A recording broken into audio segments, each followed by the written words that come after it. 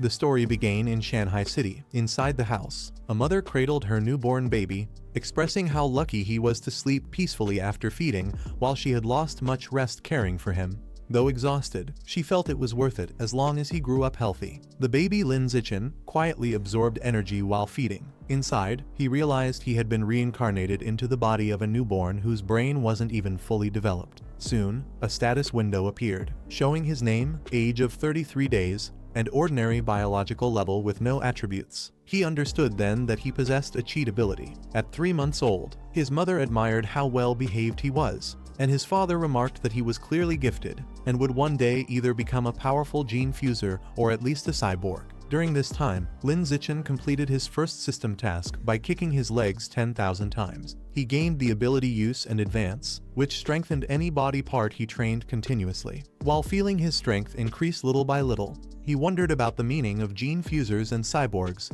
comparing them in his mind to heroes like Spider-Man or Iron Man. By 4 months, he had already learned to sit and crawl. To avoid alarming his parents with such rapid progress, he only trained secretly at night, gaining vitality, coordination, and crawling proficiency. At 5 months, he managed to walk on his own and noted with pride how early he had achieved it. By 6 months, he felt it was safe to reveal some progress to his parents. Sitting with them on the couch, he showed he could sit and crawl without difficulty. While watching the news, he learned more about the world. Reports spoke of aberrant beasts, terrifying creatures born from Earth's mutation.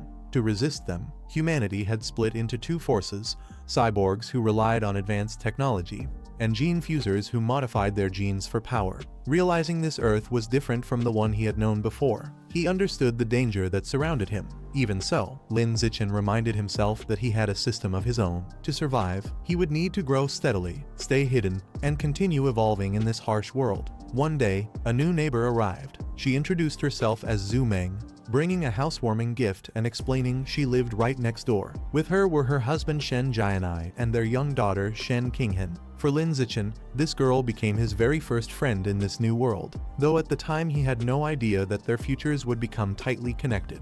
At 7 months old, his growth was astonishing. He could already run, gaining improvements in vitality, coordination, speed, and technique. He soon moved on to jumping, developing strong leg muscles, higher leaps, and refined technique. He even practiced speaking to himself, which increased his spirit, expression, and language skills. By now, thanks to the use and advance ability, he had mastered basic skills like running, jumping, and language. At 8 months, he pushed himself further, managing sit-ups and push-ups. But he only dared to train like this when his parents weren't around. Eventually, his mother walked in unexpectedly and was shocked to see her baby doing sit-ups. Confused, she wondered aloud what was happening. To reassure herself, she convinced her mind it was just a hallucination brought on by stress from writing her novels. Taking advantage of this, Lin Zichen pretended to sleep, secretly relieved he had fooled her for now. A few days later, while bathing him, his mother suddenly called for her husband in alarm.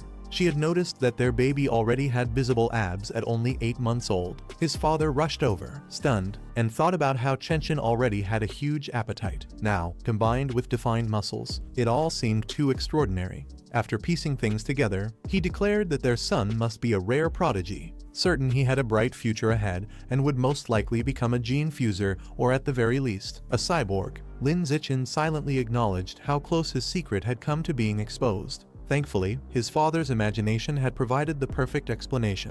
Having web novel authors for parents, he thought, was unexpectedly convenient. Later, as he watched television with his mother, he learned that he was not the only genius in this mutated world. News reported about a gifted young boy in the capital city's martial arts army, who at just 2 years old could already lift a 20-kilogram dumbbell with one hand. His mother proudly praised him, convinced he would never fall behind those so-called prodigies from elite families. Hearing this, Zichen thought to himself that she truly had good judgment, though he quietly wondered if he would really be able to lift 20 kilograms by the time he turned 2.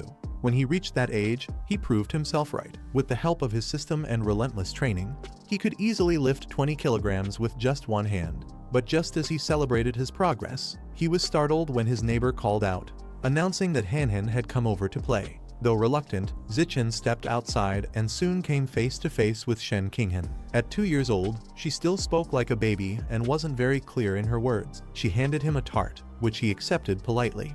Despite their differences, the two stuck together. Han often clung to him, and Zichen used her small size as extra weight for his training, carrying her on his back during exercises. Still, there was one problem: sometimes his weighted vest would leak, leaving him exasperated. By the age of 3, his strength had grown even more. He was now able to lift 40 kilograms with one hand, surpassing even the capital's prodigy who had been making headlines. Seeing the news, Zichen realized he was already stronger than that child had been at the same age. Even so, his biological level still remained at ordinary tier 1, despite his use and advance ability. This left him questioning just how powerful someone at ordinary tier 2 might be, and how far human limits could actually stretch. For the first time, he finally stepped outside into the wider world. On the streets, he saw strange figures, mutants and cyborgs that must have been the gene fusers and cyborgs he had heard about. Curious, he decided the best place to find answers was the library, since his parents didn't allow him to use electronic devices freely. Together with his mother, Zhu Meng, and Shen Qinghen, they visited the library. Zichen's mother and Zhu Meng were curious why he enjoyed reading such books. They assumed it must be because he had inherited genius traits. Even when Han tried offering him cookies, Zichen refused politely, saying he preferred to read. Through these books, Zichen gained a deeper understanding of the mutated world. Records from ancient ruins explained that living beings were divided into 6 biological levels: ordinary, advanced, rare, epic, legendary, and mythical. Each of these levels had further subdivisions, showing just how vast the gap was between the lowest and the highest. Realizing this, Zichen understood that as someone still at the ordinary stage, he was barely stronger than an ant compared to the higher tiers. He decided he needed to train harder while staying low. Otherwise, surviving in this dangerous world would be impossible. At 4 years old, Zichen's system assigned him a new task: to train not only his body but also his mind through reading. This gave him the ability to accumulate knowledge and comprehension rapidly. Around this time, he also started kindergarten. His homeroom teacher, Miss Jiang Mei, guided the class as Zichen attended alongside Shen Qinghen. Soon after, Zichen advanced to ordinary tier 2. His physical abilities skyrocketed. He could lift 80 kilograms with one hand, jump as high as 1.2 meters, and sprint 100 meters in under 11 seconds. But with great power came responsibility. When Qinghen was bullied in kindergarten and mocked as a bedwetter, Zichen couldn't ignore it. He stepped in, declaring that anyone who dared to bully her would face him. His bold words terrified the children, who immediately backed off in fear. That incident triggered a system reward. He completed his quest and earned the title Kindergarten Kid King. For the first time, Zichen realized he could complete multiple quests at once, which meant even greater progress. Half a year later, his efforts paid off. He completed the reading quest and received the Celestial Root of Wisdom attribute. From then on, his learning ability reached its peak, surpassing even normal human limits. Time passed quickly. Before long, both he and Qinghen were nearly 7 years old, preparing to graduate from kindergarten together. Before starting elementary school, Zichen spent his vacation training even harder. He was able to lift 200 kilograms, break a 2-meter jump, and even run 100 meters in under 8 seconds, thanks to the Celestial Root of Wisdom. He also completed most of the elementary school curriculum ahead of time, aiming to earn the title of Elementary School Top Dog. When he officially began at Sunshine Elementary, his school life was much easier compared to others. Competitions felt simple since he had already studied ahead. He quickly rose to the top, winning awards in academics. But his real focus remained on unlocking his system's next title. Outside of his studies, he often used his free time to tutor Shen Qinghen.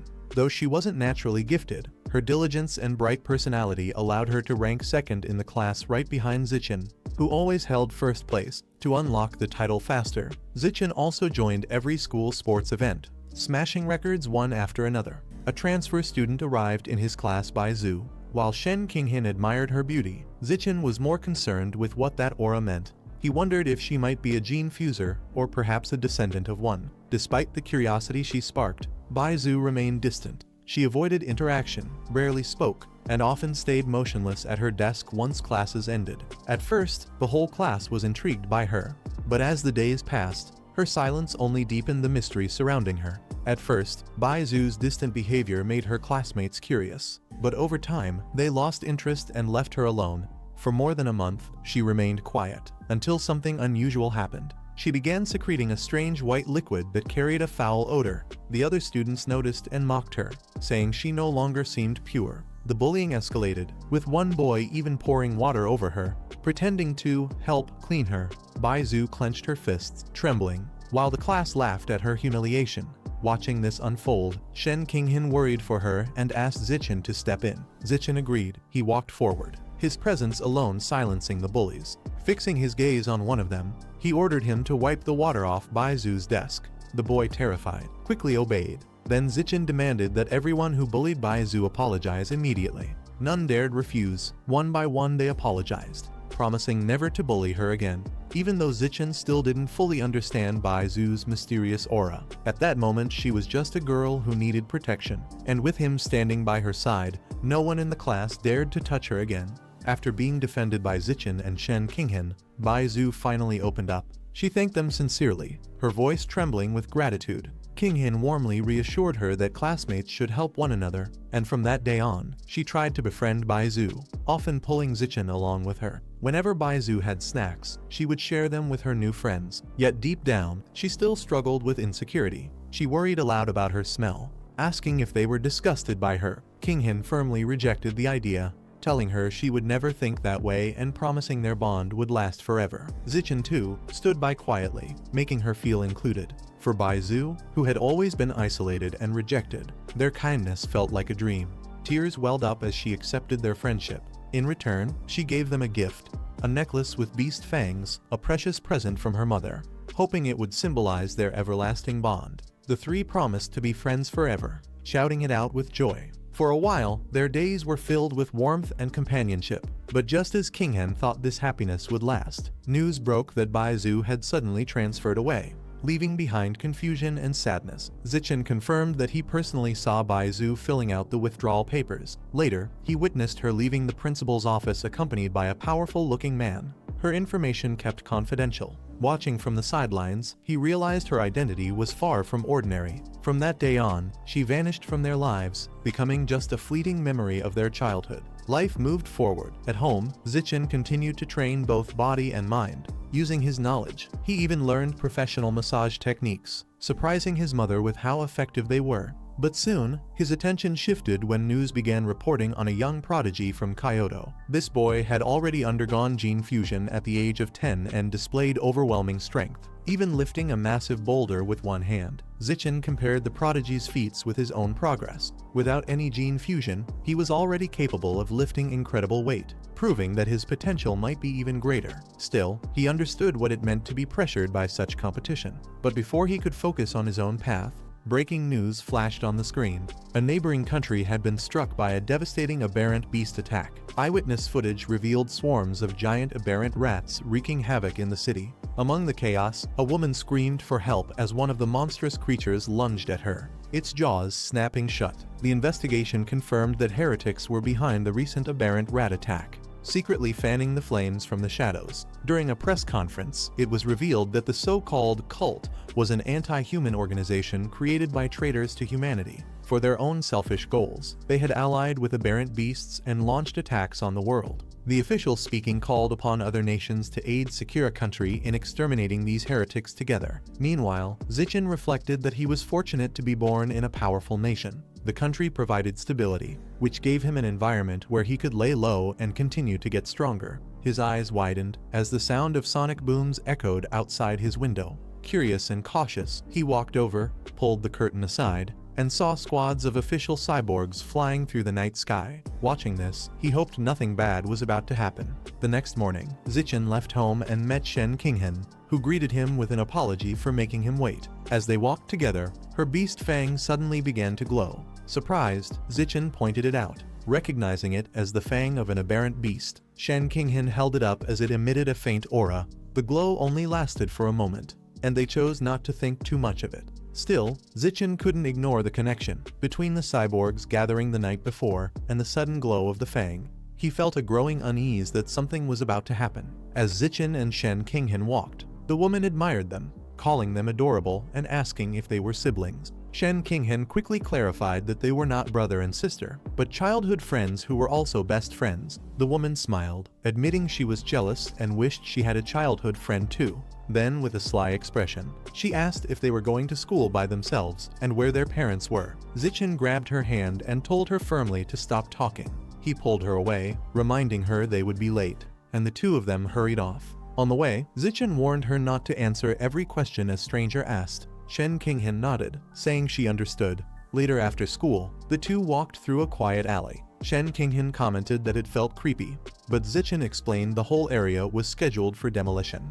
And since everyone had already moved out, it was naturally silent. Just then, the woman reappeared, revealing she had been waiting for them. Speaking into a device, she informed someone named Sheng that she had found the kids. Zichen realized she had followed them even though he deliberately took a different route home to avoid her. The woman tried to act friendly, offering to take them to her place for treats. A man beside her mocked her for talking too much and suggested they just knock the kids out and drag them away. He rushed forward, shouting that he was in a hurry to sell them for cash. Before the thug could grab them, Zichen stepped forward and unleashed a powerful punch, sending the man flying. The woman watched in disbelief, shocked that an elementary schooler could strike down a grown man. Zichen didn't stop there, he immediately charged at her, his fist striking with explosive force. After striking down the thugs, Zichen clenched his fist tightly. He realized there were no adults or authorities nearby, which meant if he wanted to protect Shen Qinghen, he would have to finish things himself. But before he could act further, the ground began to rumble.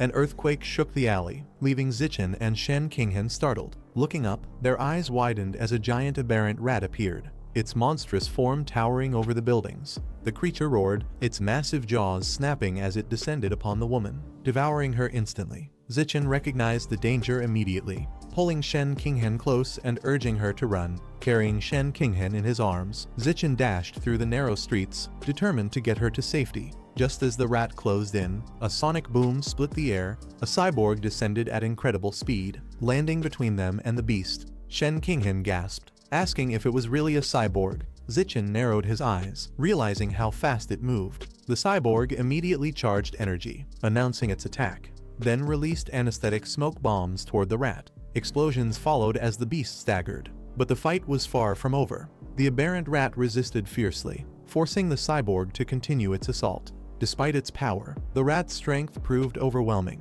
and the battle dragged on. Watching closely, Zichen thought to himself that the female cyborg's level probably wasn't very high.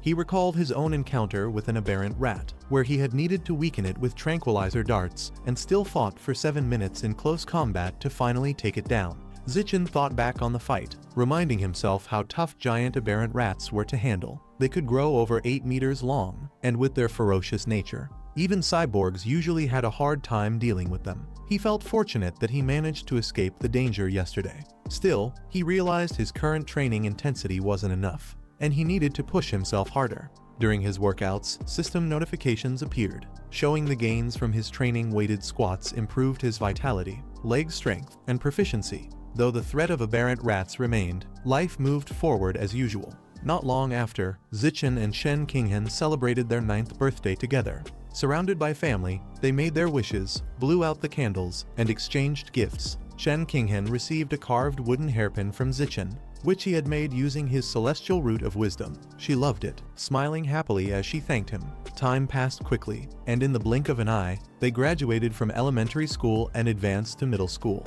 Zichen kept up with his intense training during the break, determined to unlock new titles and improve his abilities. He performed thousands of weighted push-ups, increasing his vitality and muscle strength. He also ran interval training, enhancing his speed, endurance, and coordination. Finally, just before school began, he managed to break through to the ordinary 3rd tier of biological level. His physical attributes rose dramatically, allowing him to perform feats like a one-handed lift of 700 kilograms, a 4-meter vertical jump, and a 6-second 100-meter dash. One night before school started, Zichen watched the news about the Kyoto prodigy, a 16-year-old who had fused with a giant ant gene and could lift a 2,000-kilogram alloy with one hand. Zichen compared his own strength, calculating that even with the prodigy's multiplier, His true strength was only about 400 kilograms with one arm. That meant Zichen was still stronger. Smirking, he thought about how exciting it would be to undergo gene fusion himself someday. Soon after, middle school officially began. As the top student of his city during elementary school, Zichen drew the attention of principals from all the top schools. During registration, even the principal and his homeroom teacher greeted him warmly, expressing high expectations for his future. Though he responded politely, Zichen decided to enroll in Shanghai Middle School, mainly because of its excellent athletic facilities and on the condition that Shen Qinghan could be in the same class as him. On their first day, Shen Qinghan excitedly suggested they play a game of badminton before classes started. Holding her racket, she called out to Zichen with a bright smile. She shouted out confidently, swinging her racket as she unleashed her move, Fairy's Curvy Ball, just as the game was heating up. A group of upperclassmen arrived and interrupted them. One of the boys claimed the court was reserved for upperclassmen only, while another smirked, saying the little junior could stay so they could take turns sparring with her. They mocked further, offering to give her one-on-one lessons if she didn't know how to play. Zichen stepped forward, his voice calm but firm, telling them to get away from her. He reminded them about the first come, first served rule. The upperclassmen sneered, refusing to acknowledge the rule, and declared that he was taking the court regardless of who was there first. He picked up the shuttlecock and declared, "My rules are the only rules." With explosive strength, he launched into a powerful shot, his movements so fast and precise that the upperclassmen had no chance to respond. The impact sent shockwaves across the court, leaving everyone stunned. The senior was thrown back in shock, trembling as he questioned whether Zichen was even human. The others whispered nervously, wondering if he might already be a gene fuser, though they quickly dismissed the thought as impossible given his age. Realizing they couldn't win, the upperclassmen quickly backed off, apologizing and saying the court was theirs now. From that day on, no one in middle school dared to bully Zichen or Shen Qinghan again. With the incident behind them, life at school felt much like it had in elementary except bigger, with better facilities. Zichen, however, remained focused on his growth. He had already completed the entire middle school curriculum long ago, so during class, he often read books of his own choosing. At night, after training, he expanded his knowledge further by studying and learning new skills online. Using his celestial root of wisdom, Zichen practiced cooking, photography, driving, swimming, wilderness survival, and other athletic abilities. To secure the middle school overlord title as quickly as possible, he not only aimed for first place in every subject, but also represented his school in numerous competitions. His efforts paid off. He collected gold, silver, and bronze medals in math, physics, chemistry, computer programming, and even athletic events. Despite his dominance, he tried to keep a low profile, balancing his achievements carefully. A semester passed quickly, though the title had not yet been unlocked. His overwhelming performance earned him recognition and popularity across the school. To his surprise, he had even gained a group of fangirls who admired him. Zichen ignored the attention from fangirls, focusing instead on tutoring Shen Qinghan and preparing for the school sports festival. He decided to enter only 3 major events: shot put, high jump, and sprinting, since these categories represented strength, agility, and speed. He believed dominating them would secure complete victory and possibly unlock the middle school overlord title. During the festival, his performance stunned the crowd. His shot put throw reached an astonishing 201 meters. His high jump displayed incredible agility, and his sprinting speed left competitors far behind. Later, while walking with Shen Qinghan, he pondered the concept of life essence, recalling what he had learned about predators who devour others to evolve. He asked her for her beast fang, which she handed over without hesitation. Using it, Zichen absorbed a trace of life essence and discovered it belonged to the abyssal giant butterfly. The system informed him that with 100% synchronization, he could evolve traits from the beast. Intrigued, he tried searching online for information about this exotic creature, but found nothing. Determined, he realized he would have to research it himself. Back at home, he dug through his belongings and found another beast fang that Baizu had given him in the past. Using it, he absorbed more essence, though it only raised his synchronization to 2%. He concluded he would need to find additional sources to fully unlock its power. The following day, Zichen started riding Shen Qinghan home from school on his bicycle. His reasoning was practical. If another giant mutant appeared, he would be able to get her to safety much faster. As Zichen rode Shen Qinghan home, a voice suddenly called out to him. It was Coach Guo from the school's martial arts team. The coach praised Zichen's record-breaking performance at the sports festival, calling it the best in the school's history. Excited, he invited Zichen to join the martial arts team, insisting that his athletic talent even surpassed his academic achievements. Before Zichen could respond, the enthusiastic coach continued, urging him to at least learn about the team before deciding. Later at home, Zichen experimented with his predator's law skill. Crushing a cockroach and smashing a mosquito yielded no results, which made him realize that only powerful exotic beasts carried life essence worth devouring. To confirm his theory, he decided to visit a supermarket known for selling beast meat. Shen Qinghan joined him, and together they biked to the city center. Inside the store, Zichen noticed plenty of beast meat, but most of it was sealed in packages, making it impossible to test his ability. Just as he was growing frustrated, he heard a vendor shouting about fresh cut beast meat. Spotting a butcher preparing it on the spot, Zichen hurried over, determined to test his theory as soon as possible. Shen Qinghan looked on, confused by his sudden urgency, but he didn't pause to explain.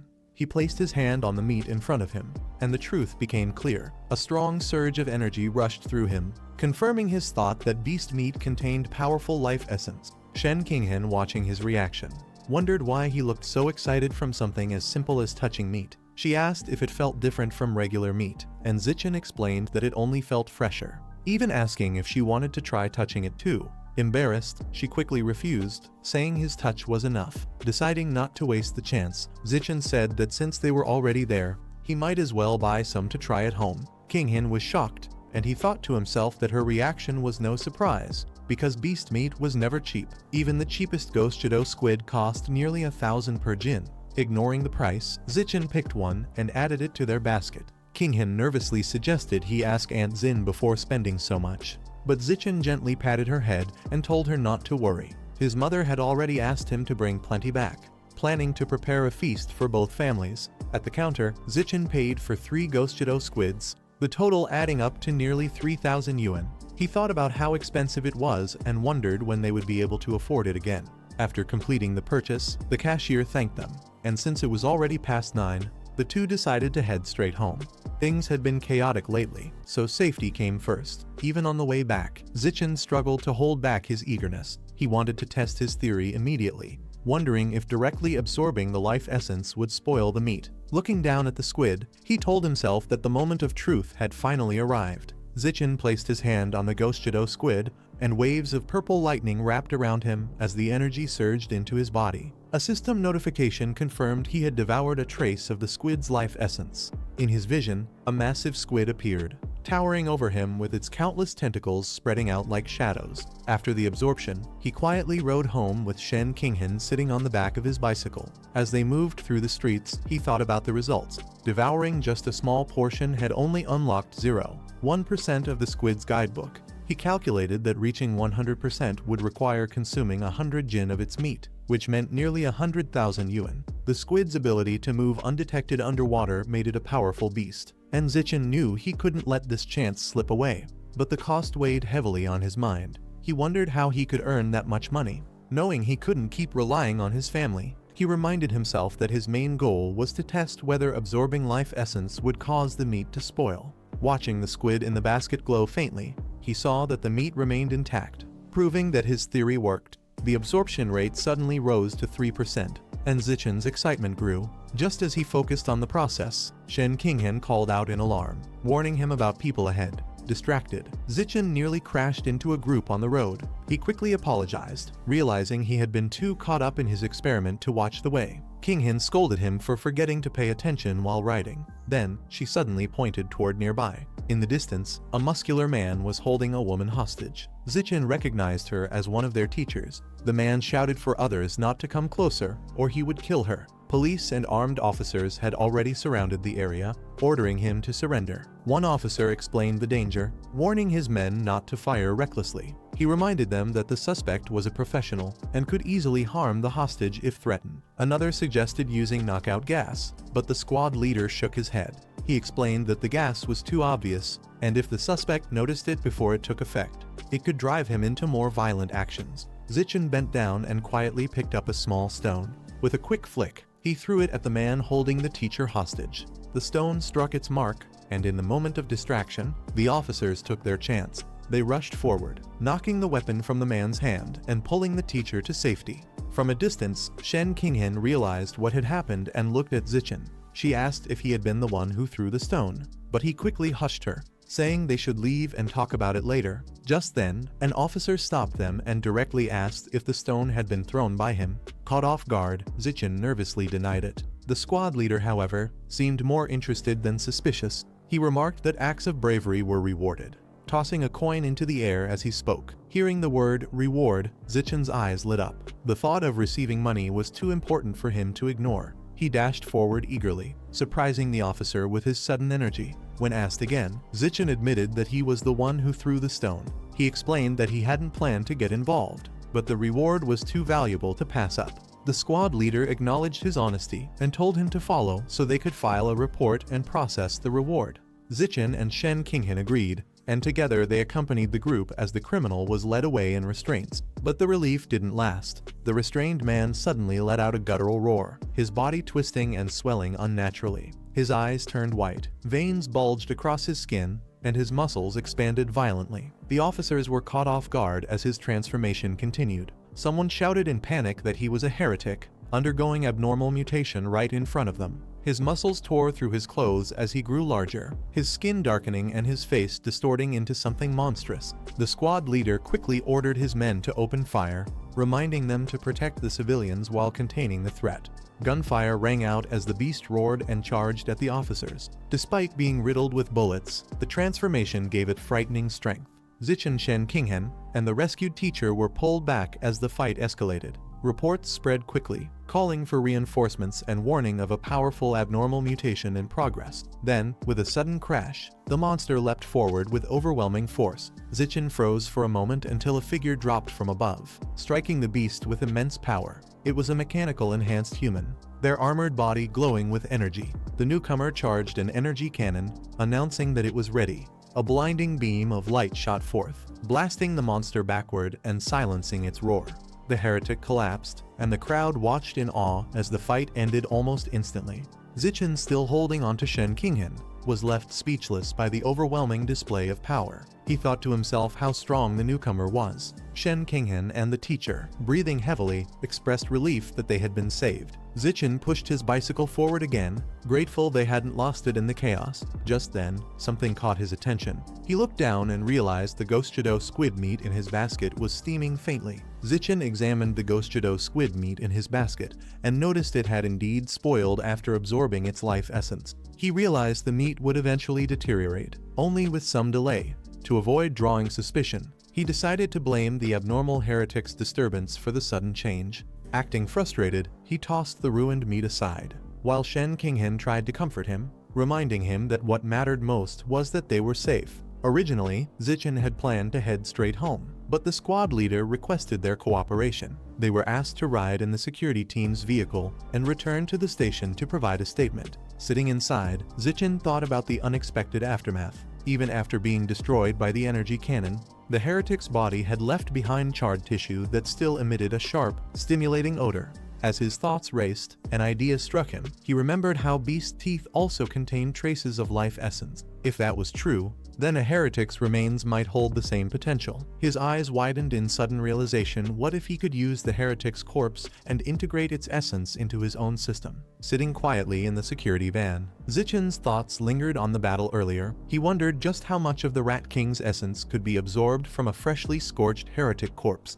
Determined to find out, he reached out and secretly made contact. Energy surged through him, and the system confirmed it. He had devoured a trace of the giant mutant rat's life essence. The strength gained seemed proportional to the amount consumed, leaving Zichin both awed and cautious about its potential. As he tried to mask his actions, one of the guards noticed him stretching and told him to sit still. Zichin quickly brushed it off, claiming he had been sitting too long and only needed to loosen up. While the guard didn't press further, Zichin could tell the captain was far more observant than his subordinates. At the station, the captain directly questioned him, curious about how a middle schooler could throw a rock with such precision in poor lighting, hitting the heretic's hand at the exact right moment. Zichin gave a vague excuse, joking it might be because he often trained his right hand. The two exchanged a silent stare, each aware there was more left unsaid. The tension broke when Shen Qinghan and Aunt Xin entered the room, calling out to take him home. Zichin was surprised, asking why his mother had come in person,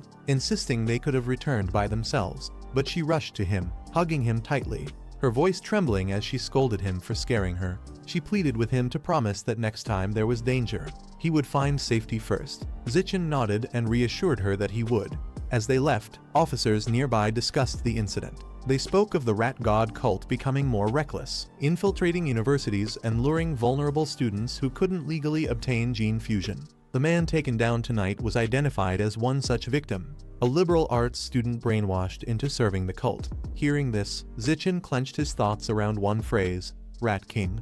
The name echoed in his mind, the weight of what he had just absorbed taking on an even greater meaning. While traveling in the van, Zichin researched the rat god cult and learned their main base was hidden in the southern city, recruiting countless outcasts and believers. The cult's leader, the Rat King, was forcing his followers to gather vast amounts of evolution materials, with the goal of evolving into a higher life form.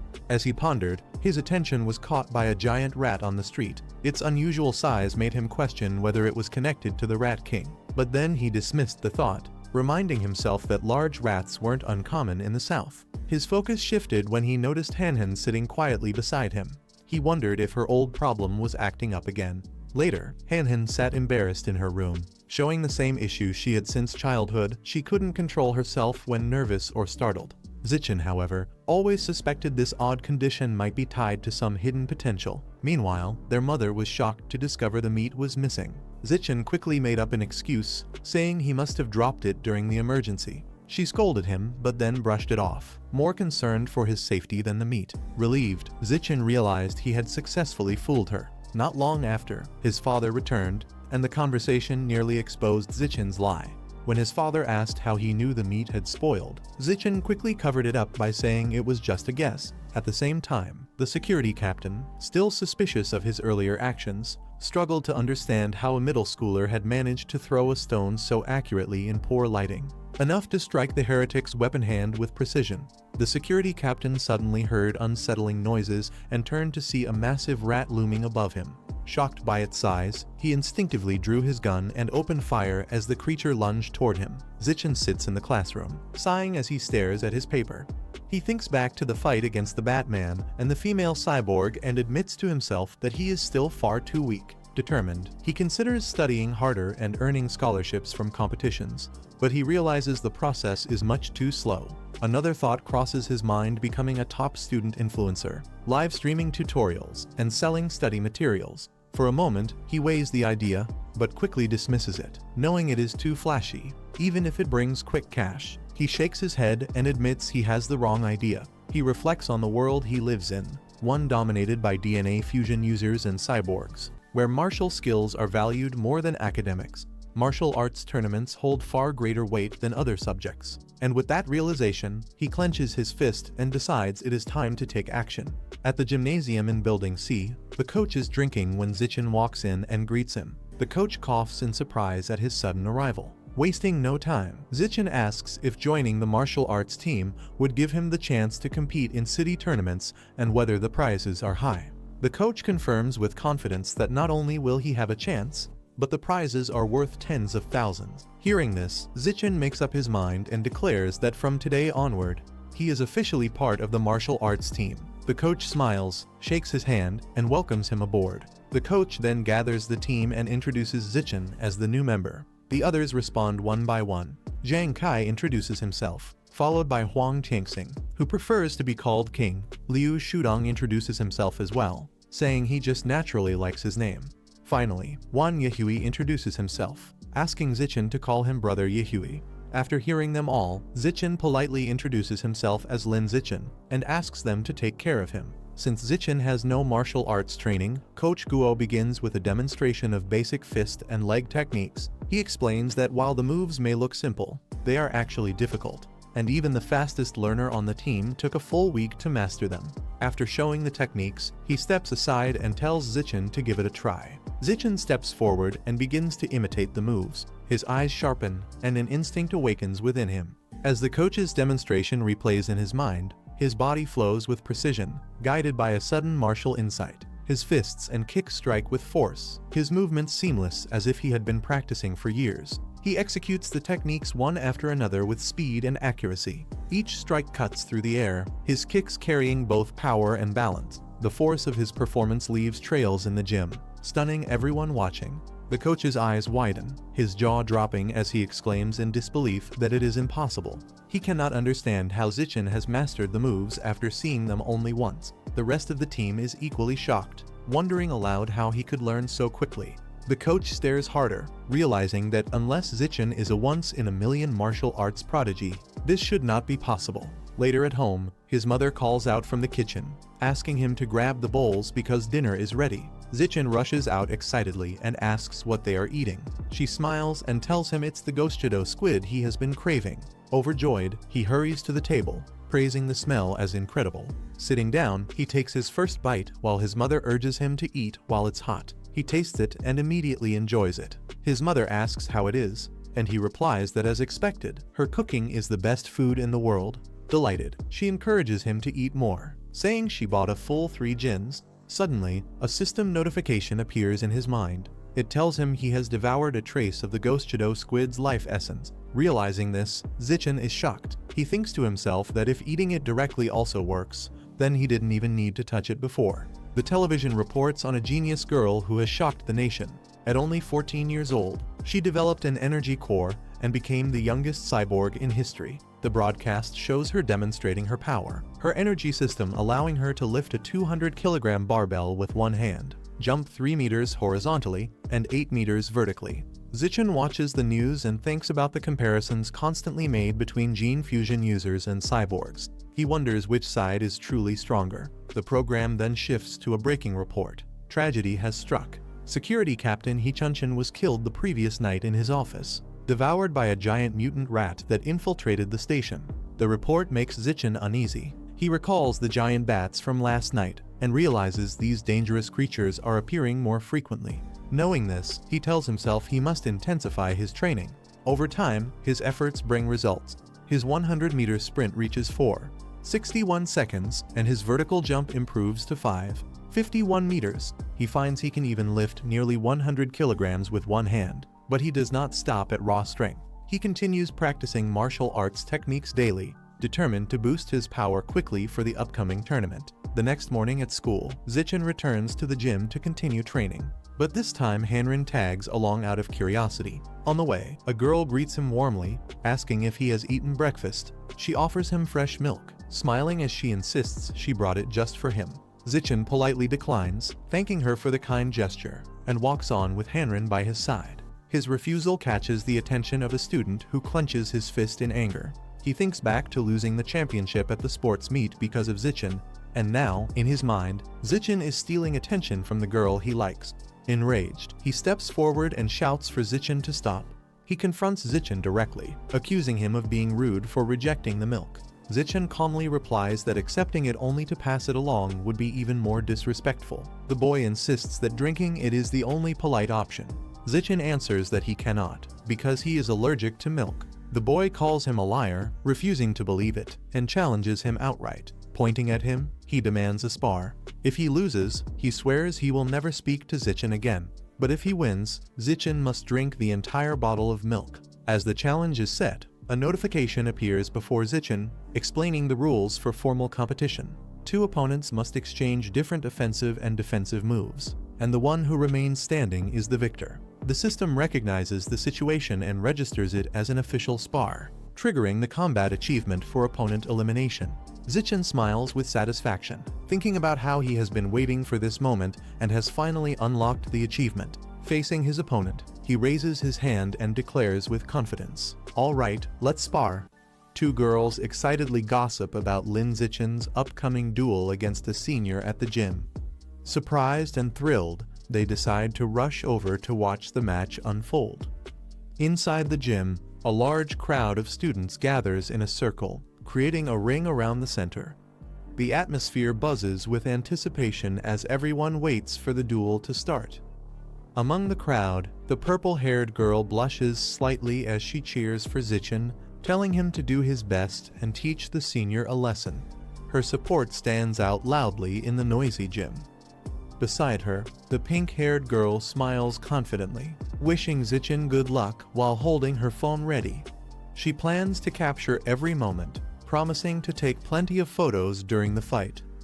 The senior looks frustrated, noticing the crowd's attitude. He growls in annoyance, thinking everyone believes he'll lose this match. Determined, he decides to take this chance to crush the talented junior before he grows stronger. He convinces himself it's better to dominate now while he still can. Facing him calmly, Zichin casually mentions that he still has to be home in time for dinner, asking if they can finish the duel quickly. His relaxed tone contrasts sharply with the tension in the gym. The senior smirks darkly, promising to grant his opponent's wish as he prepares to fight with full intent. The referee raises his hand and reminds both sides that this is a spar, emphasizing friendship first before signaling the start of the match. Before the fight begins, the senior suddenly interrupts, shouting to wait. With a confident smile, he mocks Zichin's short training time compared to his own 2 years. To make things fair, he offers Zichin the first 3 moves. Zichin wastes no time and instantly charges forward at incredible speed. The senior is caught off guard, shocked by his sudden movement. Zichin launches forward with explosive speed, his fist driving straight at his opponent. The punch lands cleanly across the senior's face, sending him flying back through the air. He crashes hard onto the ground, lying motionless and defeated in an instant. The referee stares in shock, unable to believe the fight ended with just a single punch. The crowd erupts in disbelief, stunned that the duel ended so quickly. They can't believe it's already over. Cheers break out as students celebrate Zichin's victory, raising their hands in excitement. The 2 girls leap with joy, praising Zichin loudly and calling his performance amazing. Meanwhile, Zichin receives a system notification acknowledging his win and hinting that he must defeat many more rivals to unlock a special ability. With a playful smile, Zichin suggests that his other senior brothers should also take this chance to spar. The crowd of seniors is left stunned, their shocked faces showing they want nothing to do with it. One by one, they come up with excuses mentioning cram school, family dinner, feeling sick, or suddenly needing to leave. In the end, they all walk away together, avoiding the challenge. Meanwhile, the defeated senior struggles to his feet, furious and humiliated. He shouts that Zichin only won because of a sneak attack and insists that if they fight again, he will crush him. The referee tells Zhang Kai to accept his loss, then decides to test if Zichin's punch was luck or real strength by sending another senior, Zio Lizzie, to spar. The call shocks the students, their faces showing nervous anticipation. Zio Lizzie steps forward anxiously, asking Zichin for mercy and begging him not to hit his face. 10 minutes later, the gym floor is littered with defeated seniors. Zichin notes that he held back and only exchanged blows lightly, yet still left all his opponents beaten. Zichin reflects that only his victory over Zhang Kai counted toward his system's progress. The system clarifies that sparring isn't enough, he must fully defeat rivals for it to count. The referee praises Zichin as a genius, noting how he's only been in the martial arts team for a month, yet has already become their ace. Excited, he declares that with Zichin on the team, their school is certain to dominate the upcoming regional martial arts tournament and secure first place. Hearing this, Zichin's eyes light up. He realizes the tournament is the perfect opportunity to face and defeat many opponents at once, accelerating his progress. Zichin thinks to himself that as long as he defeats opponents in official competitions, the system will count it toward his achievement progress. Suddenly, Zhang Kai calls out loudly, drawing everyone's attention. With a battered face, Zhang Kai admits defeat in front of everyone. He swears that no matter what happens from now on, he won't complain or say a word against Zichin. The crowd reacts in shock at his exaggerated declaration, leaving even Zichin and the others surprised. As the training continues, Zhang Kai complains that he hasn't even finished speaking when the others rush off without waiting. On the track, a girl calls out for Zichin to wait, while he encourages her to keep up as they run together. After a long run, the group shifts to martial arts practice, focusing on hand-to-hand combat drills to sharpen their skills. Training intensifies with sit-ups and push-ups, building strength and endurance as part of their daily routine. After each training session, Zichen helps Shen Qinghin relieve her muscle tension with massages. He continues his own rigorous training, determined not to slack off as he prepares for the upcoming martial arts tournament. At last, the long-awaited day of the tournament arrives, and Zichen walks forward with confidence, ready for the challenge. The scene opens inside the city gymnasium, where the massive arena is lit up and filled with anticipation. The stage is ready for the competition, and the crowd waits eagerly for the matches to begin. Back in the contestant waiting area, one student looks at the match schedule with frustration. He points out that their school, Shanghai High, has terrible luck. They've been placed in the same group as Shanghai No, One High, the strongest team in the entire competition. Another teammate joins in, clearly anxious. He explains that Shanghai No, One has an athlete this year who can run the 100-meter dash in under 9 seconds. Hearing that, the team feels the pressure, realizing how overwhelming the challenge ahead of them is.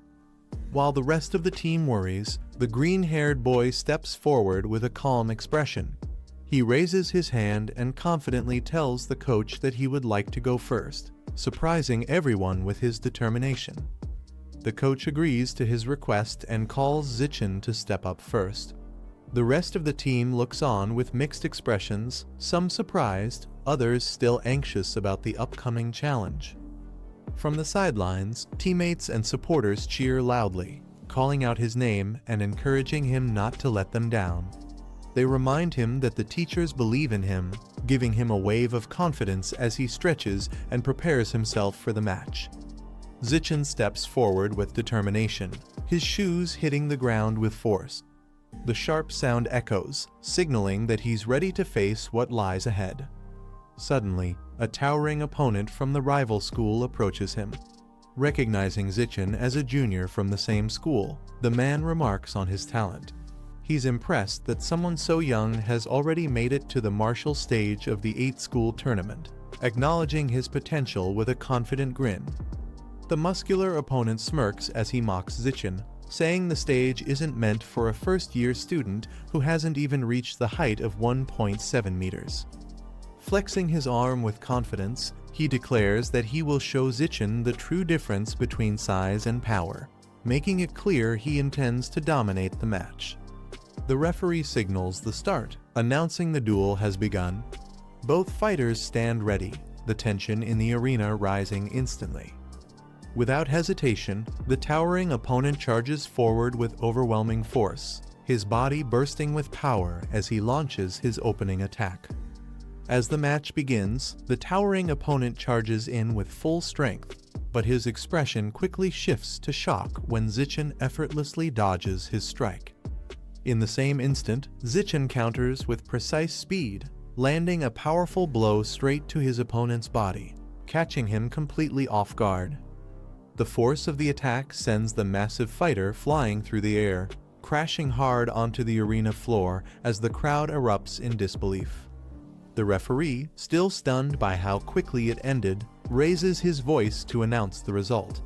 With clear words, he declares Zichen the winner, leaving everyone astonished by the first year's overwhelming strength. From the stands, Xiao Chen's teammates erupt with excitement. The girl with twin tails cheers loudly, calling his performance amazing. The rest of the group shouts with joy, praising Zichen's incredible display of strength and skill. They joke about his opponent being nothing but stiff muscles, completely inflexible compared to Zichen's speed. Meanwhile, on the losing side, the rival's coach scolds him harshly. He yells about the importance of footwork, frustrated that his fighter rushed in recklessly without listening to repeated instructions. Zichen stands proudly on the stage, the system announcing his victory. His ranking improves, and the progress bar for eliminated rivals rises higher, confirming his success in the tournament. On the rival team's side, the coach orders Chen Feng to take the stage next. He tells him to crush the first year as quickly as possible, making it clear he wants no hesitation.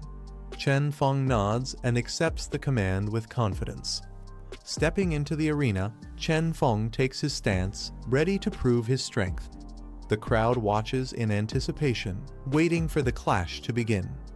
The referee raises his hand and signals the start of the match, announcing for the duel to begin. Chen Feng wastes no time. The moment the match starts, he charges forward at full speed, launching his first attack straight at Zichen with overwhelming momentum. As the fight begins, Zichen swiftly closes the distance. With lightning speed, he strikes Chen Feng directly, his attack landing with overwhelming precision. The force sends Chen Feng spinning uncontrollably through the air, his expression twisting in shock and pain. He crashes hard onto the stage, the impact shaking the ground as the audience gasps at the sudden and brutal outcome. Medical staff rush in immediately. They place Chen Feng on a stretcher, urgently instructing to send him to the hospital for a head scan after the heavy blow he suffered. The crowd erupts in disbelief after the match. Some spectators claim the student from Shanghai High is unbelievably lucky, recalling how his last opponent disqualified himself by running off the stage. Others shout angrily, insisting the fight must be rigged and demanding refunds. But not everyone agrees. A few recognize that this isn't luck at all. They admit that the first-year student is the real deal, showcasing genuine skill that can't be denied.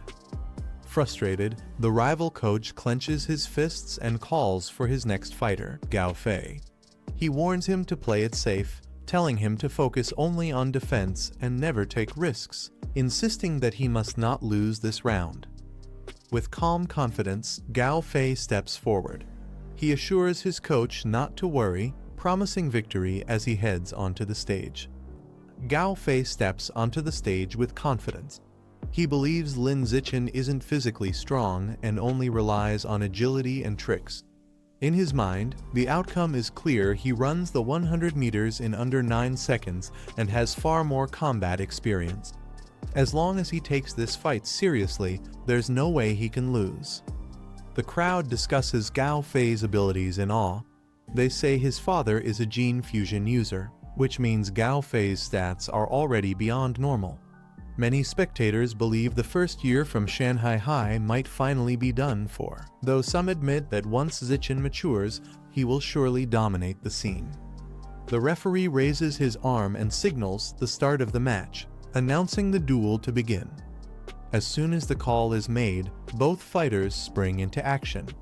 Gao Fei charges forward aggressively, aiming to overpower Zichen with his speed and strength, while Zichen braces himself for the clash. Gao Fei launches into an aggressive assault, unleashing his technique called flowing water, shattering rock fist. He drives forward with a barrage of punches, aiming to overwhelm Zichen. From the sidelines, his coach shouts in frustration, reminding him of the strategy. He had told Gao Fei to stay defensive, not to recklessly attack, but Gao Fei ignores the instructions. In Gao Fei's mind, he scoffs at the idea of defense. He believes that a genius like him doesn't need to defend. On the other hand, Zichen carefully watches each strike, analyzing the rhythm of Gao Fei's technique. He decides to observe closely so he can learn and adapt. Despite Gao Fei's flurry of blows, none of them connect. Panic begins to creep into his thoughts as he wonders why he can't land a single hit on Zichen, no matter how many punches he throws. Gao Fei grows frustrated as none of his attacks connect. He demands to know how Zichen is dodging everything so easily, calling it impossible. Zichen remains calm, taunting him to bring out all his moves if that's all he has. Enraged, Gao Fei takes the taunt personally. He unleashes another barrage of punches, determined to land a blow no matter what. But Zichen stays composed. Noting that Gao Fei is still repeating the same moves, he decides it's time to finish the fight. With explosive speed, he counters with a decisive strike. The crowd watches in shock as Gao Fei is struck down. Their wide-eyed expressions reflect disbelief at how quickly the battle turned in Zichen's favor. The crowd erupts with cheers, calling Xiao Chen a beast and praising his incredible streak. His teammates celebrate with excitement, amazed that he has already claimed 3 victories in a row. Zichen stands tall in the arena, his fist raised with quiet determination, while his fallen opponent lies unconscious at his feet. His dominance is undeniable. Time passes as Zichen continues his matches. With unshakable composure, he defeats every challenger that steps forward from Shanghai No. 1 high. One after another, his opponents fall until none are left standing. Zichen wipes out all 5 fighters from the strongest team, leaving the arena in awe of his overwhelming power. With his unmatched performance, Zichen successfully leads Shanghai High to win the championship of the 8-school tournament. The team celebrates as the trophy is lifted high above the stage. Despite the triumph, Zichen remains focused. The system updates his progress, showing that he has eliminated 16 rivals so far. But he still needs to defeat hundreds more to unlock the full potential of his ability. He realizes it could take years to achieve. Later, Zichen is pleasantly surprised when Mr. Guo rewards him with the bulk of the tournament prize money. The large sum astonishes him, far more than he expected. Counting his total savings from various competitions, Zichen beams with excitement. With nearly 30,000 yuan earned, his efforts have not only brought glory to his school, but also secured him a significant reward. Though Zichen had managed to save up 30,000 yuan, the money didn't last long. Much of it was quickly spent on valuable resources. At home, he devoured large amounts of Ghost squid meat, rapidly increasing his codex unlock progress. His determination to grow stronger pushed him to consume more, steadily raising his power. By the 2nd year of middle school, his progress became clear. What once seemed impossible was now effortless. He could lift a massive boulder with one hand, leap several meters in a single bound, and sprint 100 meters in just over 4 seconds. Time flew by, and with hard work and perseverance, both Zichen and Shen Qinghan successfully graduated from Shanghai's middle school division, marking the end of one stage of their journey and the beginning of another. The entrance exam results are released. Zichen secures first place in both liberal arts and martial arts, but Qinghan, despite excelling academically, falls short in martial arts and doesn't meet the cutoff for Shanghai High's elite class. Sitting together, she laments her hard work and wonders if this means they can no longer attend the same school. Zichen tries to comfort her, though he doesn't have all the answers. He explains that the principal of Shanghai High has already arranged to visit his home and asks Qinghan to come with him. Tears stream down her face as Qinghan protests. She says the visit has nothing to do with her, questioning why she should even go. Still, her feelings reveal her fear of being left behind. Zichen reassures her with confidence. He explains that his condition for staying at Shanghai High is simple. Qinghan must be his desk mate. Hearing this, she follows him, her worries beginning to ease. The principal of Shanghai High visited their home and sat down with them, spending hours in serious discussion to settle important matters. When the talk came to an end, she stood by the door and mentioned that everything necessary had already been explained. Before leaving, she reassured Zichen that as long as he chose to remain at Shanghai High, he was welcome to speak his mind about anything else. At that moment, Zichen voiced his only request. He wanted Shen Qinghan to stay in the same class with him, revealing how important it was to him. The principal confirmed Shen Qinghan's name, making sure she was the student being referred to. With a smile, she instructed that when the new school term began, both Zichen and Shen Qinghan should come together to Shanghai High. Hearing this, the two students were overjoyed and gratefully thanked the principal for her decision. Later, it shifted to another scene. Zichen once again proved his strength by easily helping Shanghai Junior High secure the championship title. The tournament concluded with Zichen's team emerging victorious, his decisive strike overwhelming the opponent. With the prize money he earned, he decided it was time to fulfill his long-awaited goal. Standing deep in the forest, he reflected that he was only 20% away from unlocking the Ghost Squid Codex, and the resources he bought from the prize should be enough to complete it. Without hesitation, he began the process, devouring the Ghost Squid's life essence as streams of energy surged through his body. The Ghost Squid Codex finally reached 100%, marking the completion of Zichen's progress. A system message confirmed the successful unlock, granting him a new biological ability blessing of liquid affinity. At first, he found the blessing somewhat underwhelming, unsure of its true value. To test it, he entered a nearby pond and noticed changes. His skin no longer wrinkled after long periods in water, and swimming became easier due to reduced resistance, though no other effects were apparent. After testing his new ability, Zichen admitted that the Ghost Squid was only a low-tier mutant beast, not even worth gene fusion. He realized he would need higher-grade meat in the future to gain stronger biological attributes. He thought ahead, imagining the day he could become powerful enough to hunt and devour wild mutant beasts. His determination focused on creatures like the giant mutant rats, promising himself he would one day reach that level of strength.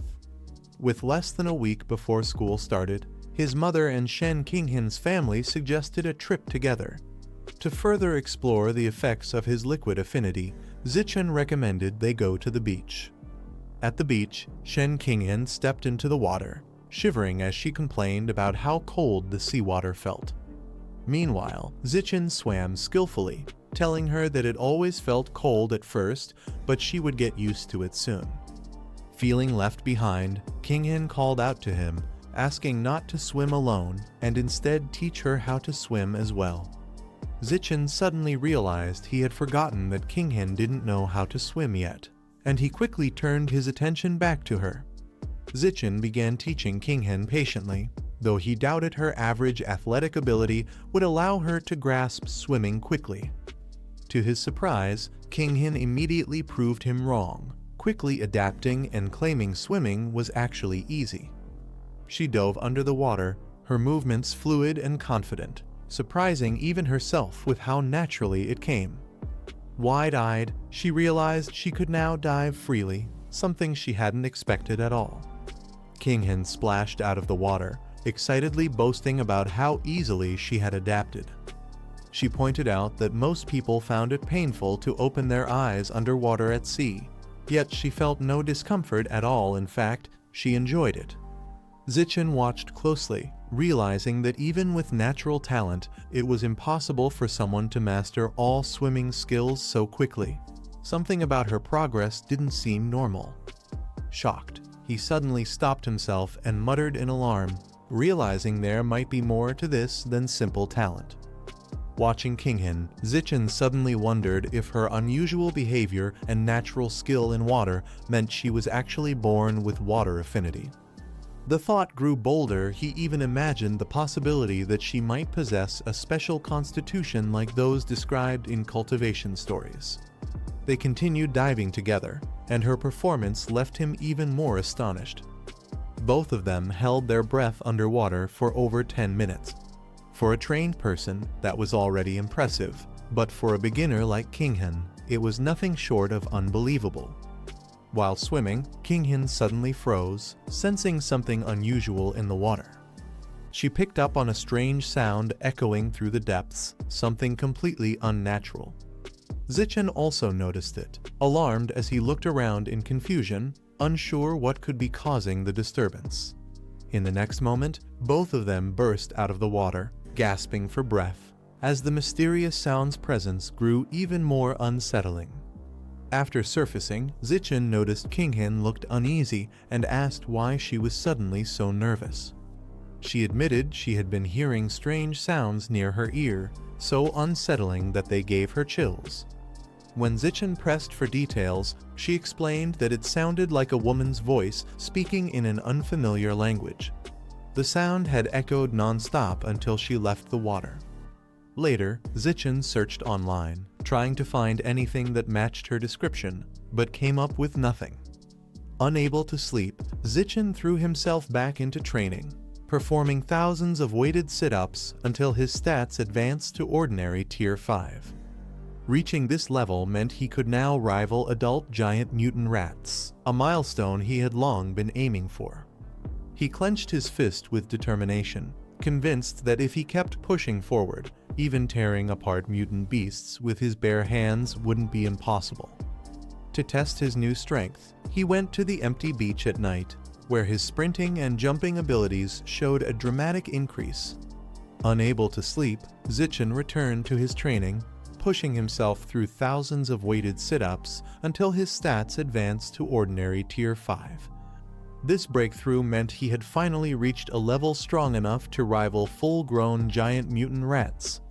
With renewed determination, he believed that if he continued pushing forward, even tearing mutant beasts apart with his bare hands wouldn't be impossible.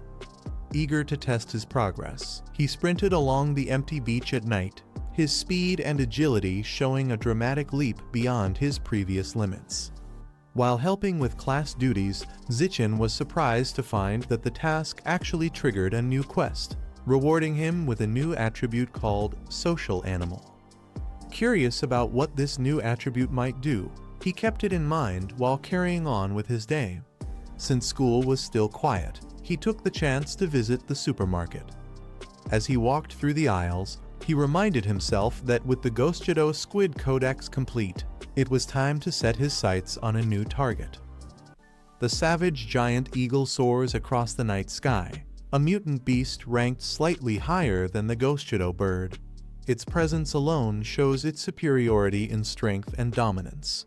Its vision is incredibly sharp, up to 30 times greater than that of a human. This extraordinary eyesight makes it a beast with overwhelming natural power. Because of this sharp vision, its hunting skills are unmatched. Even swift and elusive creatures like shadow-like mutant rabbits cannot escape its precise strikes. The Codex explains that such eyesight would massively boost combat ability, making the eagle worth unlocking. On top of that, its meat is affordable, ranking as the second cheapest among mutant beasts, adding even more value. He devours the savage giant eagle's essence, which increases the Codex progress by 1%. Realizing that each portion of meat only raises progress slightly, he calculates it would take over 200,000 yuan to fully unlock the Codex. Determined, he resolves to work harder in high school, aiming to earn prize money through martial arts tournaments, which offer much greater rewards than those in junior high. As summer vacation ends, he steps into a new chapter of life, beginning his journey at Shanghai High School. The instructors introduce themselves covering martial arts cultivation, mechanical augmentation, wilderness survival, and gene fusion, setting the stage for the new class. A girl named Chu Yuxi introduces herself, mentioning her hobbies like chess, calligraphy, and painting. Next is Yang Yijia, who cheerfully says she enjoys anime, cosplay, and sports. Finally, Peng Huiguang stands up, admitting that he usually just stays home and plays video games. When it's Shen Qinshen's turn, she grows nervous with so many eyes on her, struggling to introduce herself. Blushing, she timidly says she likes drawing and asks everyone to take care of her. Afterward, Lin Zichen gives the shortest introduction in the class, simply stating his name and looking forward to working together. Time passes quickly as introductions end. The bell rings, and a classmate suddenly asks Qinshen about her score on the entrance exam. Qinshen hesitantly reveals her entrance exam score, saying she achieved 709, then asks Chuxin about hers. Chuxin responds with admiration, surprised that Qinshen's score is more than 10 points higher than hers, as she only scored 698. Smiling brightly, Chuxin praises Qinshen while comparing their results. She then asks about Qinshen's physical test score, admitting she performed poorly herself and only managed to get 95, which she found embarrassing. Qinshen admits she didn't do as well, feeling embarrassed since her score was 5 points below the cutoff for the elite class. Chuxin, curious, guesses her result, asking if it was around 94 or 93. With her head lowered, Kinshin softly replies that it was a little lower than that. Chuksin keeps pressing, wondering if it was 92, 91, or maybe even 90, making Kinshin even more uneasy. The tense moment is broken when Lin Zichen steps in, immediately drawing attention as he approaches Chuksin. He casually asks to add her on WeChat, leaving her flustered but excited, quickly agreeing to exchange codes. Kinshin feels relieved, thinking that Zichen saved her from the awkward situation, unsure how she would have responded otherwise. Zichen then turns to another classmate, suggesting they add each other too, keeping the interaction light and casual. After exchanging contacts, he casually creates a 4-person group chat named Dawn Squad. Unexpectedly, the system notifies him that he has already completed another group establishment task, granting him progress automatically. The narration shifts to Hiyu, whose family has run martial arts schools in Nuanshan City for generations. A true martial arts clan, he even ranked 8th in the city's youth tournament, bringing honor to his family. Meanwhile, Lai Chuksin comes from a wealthy background, as her family owns a chain of clothing stores spread across the district, making her a well-off rich girl. Kinshin and Zichen also introduce themselves, and soon the 4 of them grow closer, quickly becoming inseparable friends. During their casual conversation, Hiyu suddenly brings up a question, asking who they think is the strongest in their class. Chuksin confidently guesses that it must be Zichen, since he was the top scorer in the entrance exam across the entire district. Shocked, Hiyu reacts in disbelief, amazed to learn that Zichen is actually that powerful. Hiyu explains that being the top scorer doesn't necessarily make someone the strongest. Their class has 2 powerful students personally recruited by the principal from Nangjun City. The first is Wang Shili, who ranked 3rd in Nangjun's entrance exam. His 100-meter sprint time is an astonishing 7.98 seconds. The second is Lu Gang, a massive student with overwhelming physical power, capable of lifting a 300-kilogram barbell with one hand. Everyone reacts in shock and amazement. Kinshin and Chuksin are stunned, while Zichen remains calm, noting that such feats were equal to his own elementary school level abilities. The bell rings again, signaling the start of textbook distribution. 4 core subjects are handed out, each with its own study material. Since he had already self-studied all of them in advance, Zichen decides to spend his time training in a quiet place instead. He reflects on the looming threat of the Mad God cult.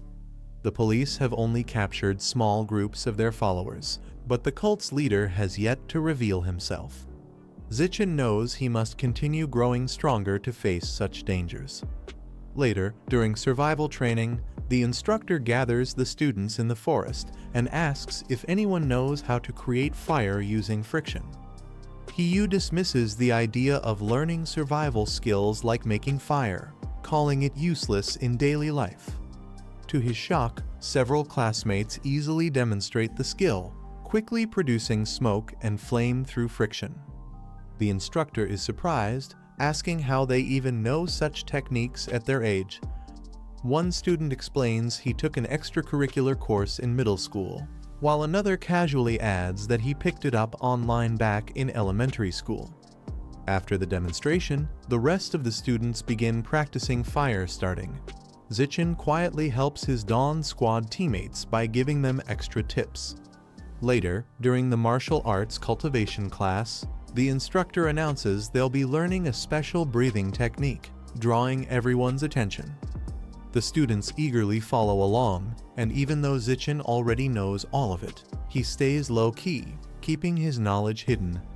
Time quickly passes, and after a month since the start of school, the instructor announces that it's time to test their progress. The instructor announces that the upcoming exam will include rewards 888 yuan for first place, 666 yuan for second, and 333 yuan for third. Zichen is surprised to hear about the cash prizes, quickly calculating that first place alone would earn him enough to buy nearly half a jin of savage giant eagle meat. The rewards spark excitement, and the entire class becomes highly motivated to give their best effort in the test. Meanwhile, the gene fusion instructor Lynn Darren also holds a separate exam with the same rewards and difficulty, doubling the stakes for the students. After finishing the exam, He-Yu slumps over his desk in exhaustion, relieved that it's finally over. Outside, Wang Shili asks how he did. He-Yu replies that he'll likely score around 95, only missing the final sub-question. Wang Shili laughs, admitting he also missed the same part and expects a similar score. Annoyed by their casual bragging, another classmate clenches his fist, thinking how much he wants to punch them both for showing off. As sunlight filters into the classroom, the teacher steps to the front holding a stack of papers. His tone carries a mix of excitement and tension as he announces that the scores for the mechanical augmentation test are finally out. The students immediately sit up straight, their eyes fixed on him, waiting to hear the results that could shape their academic standing. Among the students, a girl beams with joy as she turns to her friend, Zio Chen, proudly saying that she passed. Zio Chen, calm and composed, congratulates her with a gentle smile, saying her efforts have paid off. His words carry quiet confidence, reflecting mutual respect and acknowledgement of her hard work. The announcement quickly spreads across the classroom, sparking whispers and excitement. One of the students exclaims in surprise, amazed at He-Yu's performance. The others join in, admiring her achievement. Beams of sunlight fall across her desk as her classmates look toward her, impressed and inspired by her success. Meanwhile, another student leans back in his chair with a proud grin, his demeanor relaxed yet self-assured. He mentions that even the teacher seems quite optimistic about his potential. Pretending to be modest, he says it was just luck that the test aligned with what he studied. Then, with a playful smile, he promises his group that once he receives the third-place reward, he'll treat everyone to a hearty meal to celebrate. The teacher continues announcing the results, revealing that Lu Gang and Wang Shulis both scored 95 points. He praises their performance, noting that they were only one question away from achieving a perfect score. His words carry genuine admiration for their effort and consistency. One of the top scorers steps forward, expressing his frustration that the final question required heavy calculations. He confidently states that with 10 more minutes, he could have solved it completely. His friend agrees, both of them showing pride in their near-perfect results as the teacher encourages them, saying he believes in their abilities. Nearby, another student clenches his fists in irritation. He curses under his breath, annoyed that those two managed to outperform everyone again. Still, he tries to calm himself, thinking that even if they're ahead, third place should still belong to him. The classroom falls silent when the teacher suddenly announces that someone actually scored full marks on this extremely difficult test. Everyone looks up in surprise as the teacher smiles proudly and declares the name Lin Zichen, with a flawless score of 100 points. The room is filled with awe and disbelief as Lin Zichen quietly claims the top spot. The classroom erupts in disbelief as the teacher announces Lin Zichen's perfect score. The top students, who had confidently expected to dominate the rankings, are completely shocked. Their eyes widen in frustration, unable to comprehend how anyone could achieve 100 points on such a difficult exam. One of them mutters angrily that even the best academic stars from Nanshan City couldn't match Zichen's performance. He clenches his fist, frustrated not only by Zichen's strength, but also because he lost his spot in the top 3. Determined not to let it happen again, he silently vows to work harder next time. Meanwhile, Zichen sits calmly at his desk, unfazed by the attention. He raises his hand and casually asks the teacher when the prize money for first place 800 yuan will be given out. The class falls silent for a moment, surprised at how casually he brings it up. The teacher, holding his phone, replies that he'll send the prize to the class group as a personal red envelope. Watching Zichen's calm but money-focused attitude, the teacher can't help but wonder to himself, is this guy really that broke, or just that practical? The teacher stands before the class, holding a stack of papers, announcing that the results for the gene fusion exam have been fully graded. The atmosphere grows tense as students wait to hear their scores, knowing how tough this test was for everyone. He reveals that the Nangyuan duo, Liu Gang and Wang Shuji, scored 81 and 83 respectively. For a test where most participants failed, their scores were considered excellent. Yet, both of them sit slouched over their desks, clearly unsatisfied they had aimed much higher and hated not being able to show off their strength. The teacher then mentions Shen Qinghan, who scored 78 and secured a place in the top 5. Her friends look at her in awe, their eyes wide with admiration. Despite the difficulty of the exam, her consistent performance earns her well-deserved recognition. Finally, the attention shifts to Lin Zichen. Once again, he managed to achieve a perfect score, full marks for the second time in a row. With a calm smile, he crosses his arms as his classmates react in disbelief. For He Yu, Wang Shuji, and Liu Gang, it feels like another heavy blow to their pride.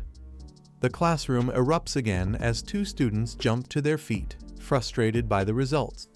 They shout that the test was far too difficult for anyone to achieve full marks.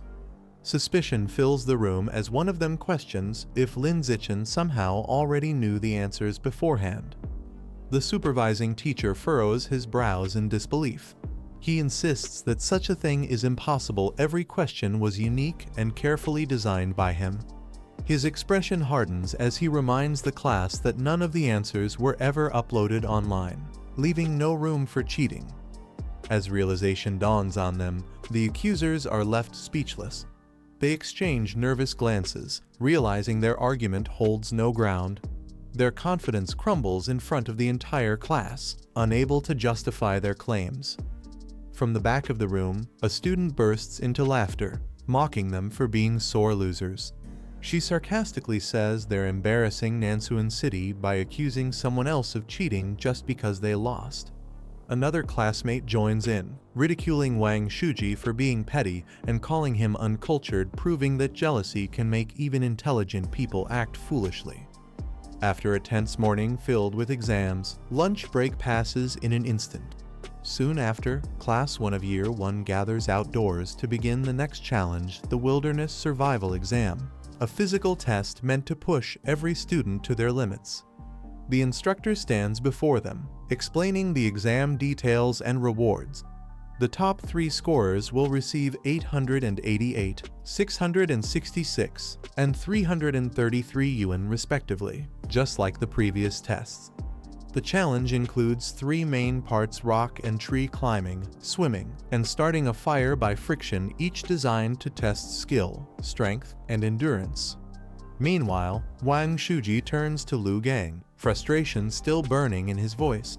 He reminds him that they've already lost to Lin Zichen in both the morning theory tests and martial arts. Determined not to let history repeat itself, he insists that they must reclaim their honor during this survival exam. Liu Gang clenches his fists, his eyes filled with resolve. He declares that he doesn't need any reminder this time. He'll give it everything he's got and crush Lin Zichen to erase the humiliation once and for all. As Zichen calmly stands ahead, unaware of their brewing rivalry, the tension in the air grows thicker. The Wilderness Survival Exam begins, and the first challenge is tree and rock climbing. The results depend purely on speed and endurance. As soon as the signal is given, students race upward, gripping rough surfaces and fighting against gravity. Lin Zichen swiftly takes the lead, leaving everyone far behind. His movements are smooth and precise, showing complete control and strength. Liu Gang and Wang Shuji push themselves desperately, but they can't even see his shadow. Despite their best efforts, Zichen dominates once again, ranking first in the climbing segment. However, Lin's focus shifts to Shen Qinghan. While he finishes effortlessly, she struggles midway, her hands trembling as she climbs. Despite giving her best, she fails to complete the rock climb and ends up in last place, an outcome that clearly frustrates her. Next comes the fire-making portion. While others struggle to create sparks, Lin Zichen completes the task with astonishing speed, igniting a flame in just 58 seconds. Watching him work flawlessly, his classmates are left speechless, wondering how one person could be so skilled at everything. The next phase of the survival exam moves to swimming, testing both endurance and agility. Lin Zichen glides through the water effortlessly, his movements precise and fast. Shen Qinghan, surprisingly, matches his pace with an unexpected burst of strength. The others watch in disbelief, unable to comprehend how both of them are performing at such a high level. Wang Shuji and Lu Gang push themselves to the limit but can't catch up. Exhausted and drenched, they eventually collapse by the poolside, unable to accept yet another defeat. The narrator remarks that after the wilderness survival exam, the two became unusually quiet. They didn't even speak for a long time. Days later, the students gather in the gym for the martial arts test after a month of training. The instructor announces that it's time to evaluate their progress through sparring matches. The top 3 performers will earn prizes, and the room fills with excitement. For some students, this is their long-awaited chance to shine. Lu Gang and Wang Shuji's determination reignites. Flames of motivation seem to burn behind their eyes as they clench their fists. They tell themselves that even if Lin Zichen excels in theory and survival, martial arts is a different story. If you're weak in combat, they think, your other achievements are meaningless. With renewed confidence, they vow to reclaim the first place they once lost. Before the martial arts sparring session, instructor Han Yuanfeng begins with a physical assessment to warm everyone up. The test includes 3 categories: 100-meter sprint, single-hand barbell lift, and vertical jump height, all designed to evaluate overall physical capability before the actual combat matches. The students line up as the test begins. Lin Zichen takes his position for the sprint, his focus sharp and movements precise. When the signal goes off, he launches forward with explosive speed, completing the 100-meter sprint in just 7.78 seconds, astonishing everyone present. Next, during the barbell challenge, Zichen easily lifts 330 kilograms with one hand, displaying incredible strength that leaves even the strongest student stunned. His calm and steady expression makes it seem almost effortless, which only adds to the crowd's disbelief. Finally, in the vertical jump test, he reaches an impressive height of 2.18 meters, securing first place in all 3 categories. Yet, despite dominating every challenge, Zichen holds back slightly, intentionally keeping his performance modest to avoid standing out too much. Even so, he still surpasses Lu Gang and Wang Shuji with ease, further widening the gap between them. Wang Shuji and Lu Gang stand frozen in disbelief after the results. Their jaws drop as they try to make sense of Lin Zichen's performance. How could he have sprinted faster than them when he was only a district-level athlete before? They mutter in frustration, wondering if he somehow transformed overnight. Wang Shuji tries to calm his partner down, saying that losing the physical test doesn't mean they'll lose in sparring. Real combat isn't just about raw strength, it's about skill and technique. Lu Gang nods in agreement, convinced that their martial experience will help them regain their pride. Inside the gymnasium, 2 dueling rings are prepared for the sparring matches. Students gather around the edges, excitement buzzing through the air. Lin Zichen, confident and composed, decides to step up first to complete his survival of the fittest achievement as quickly as possible. But his overwhelming performance in the earlier tests makes everyone hesitant to face him. Even the Nangyuan duo holds back, quietly observing from the sidelines. Standing in the center of the ring, Lin Zichen sighs to himself, realizing that if no one challenges him soon, the teacher might grow impatient waiting for the match to start. Seeing that no one volunteers to face Lin Zichen, the instructor decides to choose an opponent himself. He calls out for Lu Wei to step into the ring and spar with Zichen. The class immediately turns their attention to the stage, eager to see how the match will unfold. The 2 step forward and take their stances. The atmosphere turns tense and silent as they lock eyes. Neither speaks, both waiting for the other to make the first move. The air between them feels heavy with pressure, every student watching closely. Without wasting a second, Lin Zichen lunges forward with explosive speed. His movements are sharp and calculated, closing the distance in an instant. He strikes before his opponent can react, determined to end the fight quickly and efficiently. In a blur of motion, Lu Wei is sent flying across the ring, the match ending almost as soon as it began. Zichen wins effortlessly. As he steadies his stance, he thinks to himself that if he wants to defeat everyone in class before the bell rings, he'll need to finish each battle this swiftly. The sparring session continues as Lin Zichen faces his next opponent, a female student who confidently steps into the ring. But before anyone can blink, she's sent flying across the stage by a swift, clean strike. The audience gasps, realizing how effortlessly Zichen ends each fight. Wang Shuji and Lu Gang, watching from the sidelines, are left stunned. Their eyes widen as they finally start to grasp the gap between their abilities and Zichen's. Shuji mutters in disbelief, wondering if Zichen had even used his full strength during the physical test earlier. The frustration builds until Lu Gang suddenly leaps over the barrier, unable to hold back any longer. His pride burns inside him as he decides to challenge Zichen directly in front of everyone, determined to prove his worth once and for all.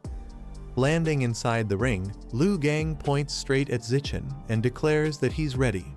With fire in his eyes, he shouts that he's fully warmed up and in his best form, yet then dares Zichen to face him head-on in a real fight. The room falls silent as everyone anticipates the clash between them. Lu Gang steps into the ring, radiating confidence. He glares at his opponent and boldly declares that he'll finish the fight within 30 seconds.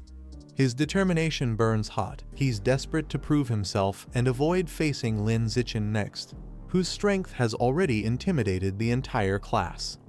Across from him, his classmate tightens his stance, thinking that while he may not stand a chance against Lin Zichen, he can at least take down Lu Gang.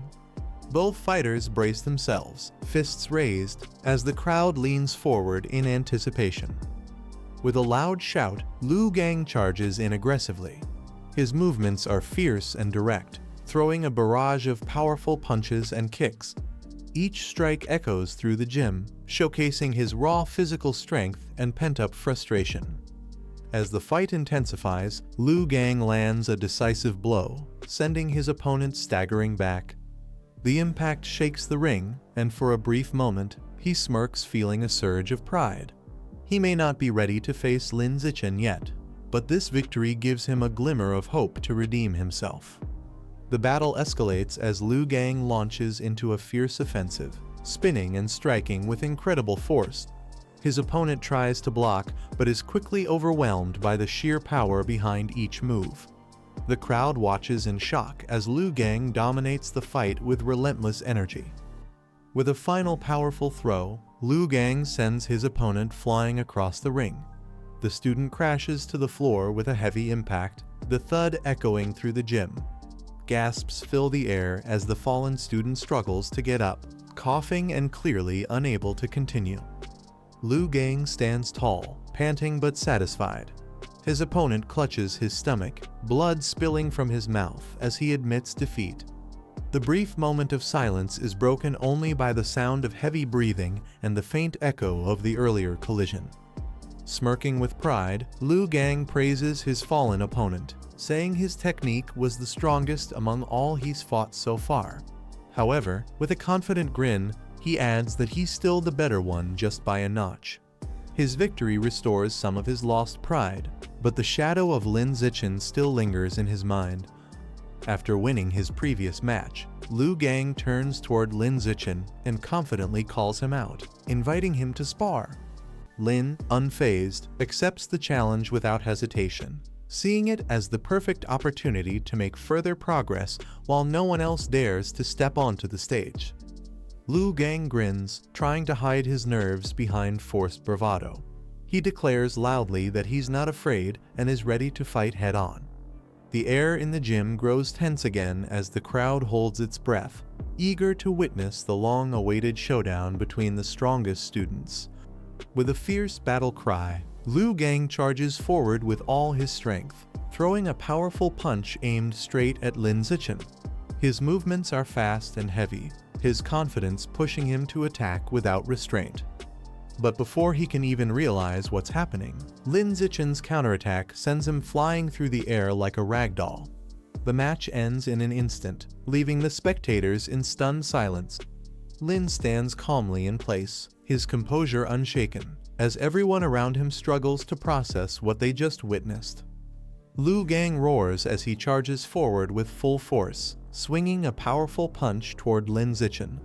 But Zichen's movements are sharp and precise before Liu Gang even realizes it. His strike hits nothing but air. His eyes widen in shock at how effortlessly Zichen evades his attacks. In the next instant, Lin Zichen counters with a devastating blow that sends Liu Gang flying backward across the ring. The impact is so intense that the floor trembles upon contact. The entire class gasps in disbelief, staring at Liu Gang's fallen form, completely overwhelmed. The audience quickly shifts their attention to Wang Shuji. Some students start teasing him, shouting that his friend just got destroyed. They urge him to step up and defend Nangyuan City's reputation, calling him the last hope of their so-called elite duo. Flustered and irritated, Wang Shuji grits his teeth. The taunts get to him as he snaps back angrily, yelling for everyone to shut up. With determination burning in his eyes, he climbs into the ring, declaring that he was already planning to fight anyway. The tension spikes as the next battle is about to begin. As the crowd quiets, Wang Shuji steps into the ring, his heart pounding but his expression calm. Across from him stands Lin Zichen, his presence commanding, his gaze sharp and unshaken. The atmosphere feels heavy, as if the entire gym is holding its breath for what's about to happen. Wang Shuji clenches his fists, pushing aside his hesitation. His eyes burn with determination as he charges toward Lin Zichen, shouting that he's going all out this time. The floor trembles beneath his steps as he channels every bit of his strength into a single strike. But Lin Zichen doesn't flinch. As Shuji's punch comes flying toward him, Zichen meets it head-on with flawless timing. Their fists collide with a thunderous impact, the shockwave rippling across the arena, leaving the spectators frozen in awe. The force of Zichen's counter overwhelms Shuji instantly. His body twists mid-air, his expression shifting from determination to disbelief as the blow sends him flying backward across the ring. Shuji crashes to the ground with a deafening thud, dust scattering around him. He lies there motionless, steam rising from his body as the crowd erupts in stunned silence. Lin Zichen stands tall, calm and composed, his dominance once again unquestioned. After defeating Wang Shuji, Lin Zichen doesn't slow down. With calm precision, he steps forward and begins taking down the remaining boys in Class 1 by one. Each challenger rushes in with confidence, only to be effortlessly countered and sent crashing to the ground. No matter who attacks, the result is the same. Zichen moves with flawless rhythm, dodging, striking, and finishing each fight in seconds. His calm expression never changes, while his opponents are left stunned and breathless. The arena soon turns silent, with students scattered on the floor in defeat. Zichen remains standing tall, barely breaking a sweat, as if the entire match was just a warm-up for him. He recalls the rule of the survival of the fittest exam. Defeating the same opponent multiple times doesn't add to his score.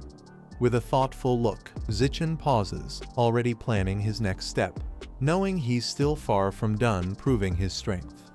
After Lin Zichen's overwhelming display, the classroom buzzes with excitement. The girls blush and whisper among themselves, impressed by his strength. One of them suddenly raises her hand, her confident voice cutting through the noise as she steps forward with a challenge. With determination in her eyes, she shouts, "Zichen, I want to challenge you." The room falls silent, and everyone turns to watch as she walks up to the stage, her energy fierce and unwavering. Without hesitation, she lunges forward, her body moving with impressive speed and precision. Her leap fills the air with intensity as she aims a direct attack at Zichin, determined to prove herself. But Zichin reacts instantly. His reflexes are unmatched, he sidesteps effortlessly and counters in a blink. The impact is swift and controlled, leaving her stunned by his speed and the sheer difference in their power. The girl lands gracefully after missing her strike, brushing her hair back with a small smirk. She mutters to herself that she almost managed to grab Zichin, her eyes still gleaming with admiration and frustration mixed together. Her bold attempt inspires the others. Soon, more girls step forward, volunteering to challenge Zichin one after another. Their cheers fill the room as he calmly accepts, his movements composed and confident even against the growing line of challengers. Zichin handles each match swiftly but gently. He makes sure not to hurt anyone, only focusing on completing his task efficiently. His calm expression never falters, and each opponent is left blushing and defeated within moments. Once the matches end, the instructor steps forward, praising everyone's performance. He announces that as elite students, they'll soon face the strongest class of the second year. The entire room buzzes with determination, especially Zichin, who silently prepares for the next big challenge ahead. Lin Zichin stands confidently, slightly annoyed that he hasn't had any new matches to speed up his survival of the fittest progress. But his frustration quickly fades when two familiar figures appear, Lu Gang and Wang Shuji, approaching him with renewed determination. Lu Gang steps forward first, declaring that from now on, he'll be Zichin's rival throughout high school. His tone is filled with pride and defiance, as if he's finally found someone worth chasing. Zichin listens quietly, amused by his confidence. Wang Shuji follows, his glare sharp as he vows to erase his humiliation before graduation. Zichin smirks, thinking how even these challenges help him earn rewards and progress faster toward his goal. He mentally notes that today alone, he's gained over 3,000 yuan. As the two storm off, muttering about his arrogance, Zichin clenches his fist with satisfaction. Their anger doesn't bother him, if anything. It fuels his motivation. With a confident grin, he thinks about using his hard-earned money to buy beast meat. Perfect, he murmurs, ready for whatever comes next. As night falls over the city, Lin Zichin sits in his room reflecting on the day's progress. Despite earning some rewards, he realizes it's still not enough to buy beast meat or unlock the codex. The thought fuels his determination to find a faster way to make money. Determined not to waste time, he opens his laptop and starts typing furiously. His fingers move rapidly across the keyboard, ideas flowing non-stop. The quiet of the night is broken only by the sound of keys clicking as he pours his focus into something new. Deciding to take a different route, Zichin registers as a web novel author, hoping his writing skills might help him earn extra income. As he writes through the night, a sense of purpose and curiosity drives him forward. When morning arrives, he checks his phone and freezes in surprise. A message from an editor greets him. His story has caught attention. They invite him to sign a contract and serialize his novel. Zichin stares at the screen, realizing his unexpected side project might just turn into his next big achievement. After signing his web novel contract, Zichin scrolls through the latest news and stumbles upon a shocking report. The article describes a fierce battle between a cyborg unit and a massive mutant rat that terrorized the outskirts of the city. The creature was enormous, over 5 meters long, with muscles rippling beneath its dark fur. It had torn through armor and even devoured one of the cyborg soldiers whole, leaving chaos in its wake. Cornered and critically damaged, the cyborg made a desperate choice. It activated its hidden backup energy core, preparing to self-destruct and take the monstrous rat down with it. A blinding explosion followed, shaking the entire area. The mutant rat was obliterated instantly, leaving behind nothing but scorched debris. Zichin watches the footage in silence, the glowing light reflected in his eyes as he wonders what kind of power could create such destruction. After watching the report about the mutant rat, Zichin can't shake off the thought. He wonders how many more of these massive creatures are still hiding in Shanghai City and how they managed to remain undetected for so long. The next day, the scene shifts to Shanghai High's gymnasium. The bright morning contrasts sharply with the dark thoughts lingering in Zichen's mind. Training is about to begin, and everyone gathers for their next challenge. Their instructor briefs them on the upcoming matches, explaining the tactics of their opponents. The rival class is stronger as a group and known for exhausting their enemies through rotation battles. He warns everyone to stay alert and face each fighter head-on. The students respond in unison with confidence. As the ground trembles from the first fighter's powerful stomp, Zichen's eyes narrow, ready to face whatever comes next. The calm before the storm has just ended. As the sparring event begins, Zichen immediately volunteers to go first. He knows that to complete his survival of the fittest achievement, he must defeat as many opponents as possible. The earlier he steps on stage, the faster his progress will grow. However, a blonde girl raises her hand nervously, voicing her concern. She explains that the opposing team's first fighter is their strongest, while she's the weakest in her class. Facing them head-on feels impossible. Across the ring, one of the rival instructors questions Teacher Han's decision. He reminds him of the unspoken rule that the weakest student should fight first, not the strongest.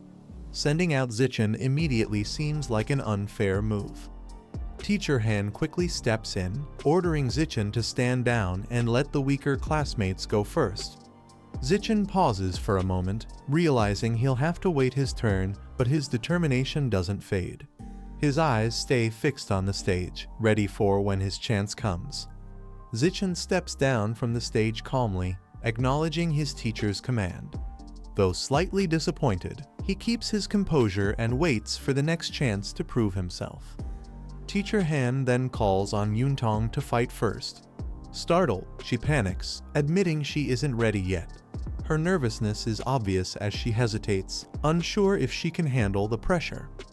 Before she can step forward, another girl with twin pigtails raises her hand, reminding Teacher Han that she's actually the weakest and should be the one to start. Her expression shows a mix of fear and determination. Both girls enter the ring, but tension fills the air. The pigtail girl's legs tremble as she faces her taller opponent. She thinks to herself how nervous she feels, realizing this will be her toughest match yet. The students cheer from the sidelines, shouting words of encouragement. "You got this, Hanhang." Their voices echo across the gym, trying to boost her morale before the fight begins. Despite the support, Hanhang's hands tremble as anxiety takes over. The crowd's attention only makes her more nervous, and she can feel her heart pounding louder with every second. Her opponent wastes no time launching forward with explosive speed. The blonde girl's strike comes down fast and fierce, giving Hanhang barely a moment to react. But as the attack descends, something shifts. Hanhang clenches her fists and counterattacks instinctively, channeling all her fear into a desperate burst of strength. The clash fills the ring with blinding energy. Hanhang braces herself, covering up to block the blows. She knows victory is out of reach, but if she can endure long enough, she might wear down her opponent's stamina. Minutes pass, and the blonde girl starts to notice the change. Despite her relentless attacks, Hanhang refuses to fall. The longer it continues, the more tired the stronger fighter becomes. Realizing she can't drag it out, the blonde girl decides to end it quickly.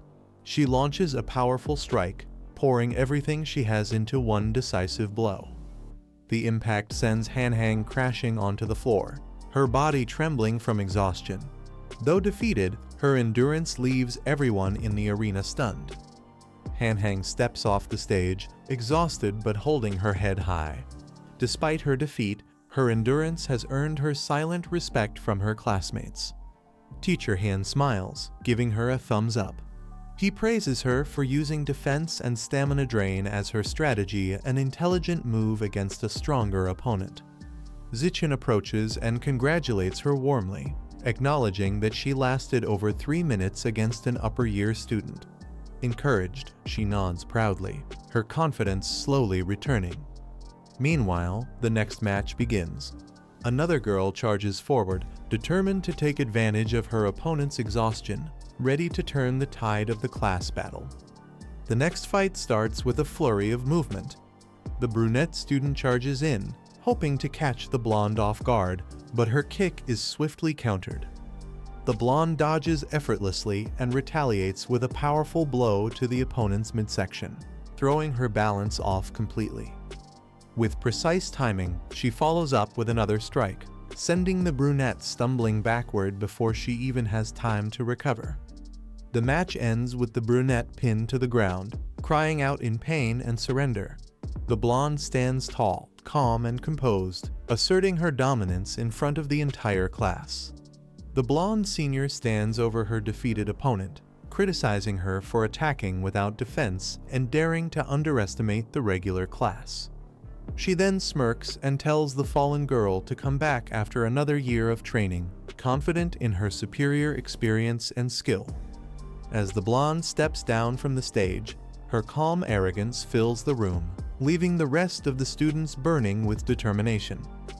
One of the girls clenches her fist and steps forward. Declaring she'll avenge her classmate, she prepares to challenge the senior head-on.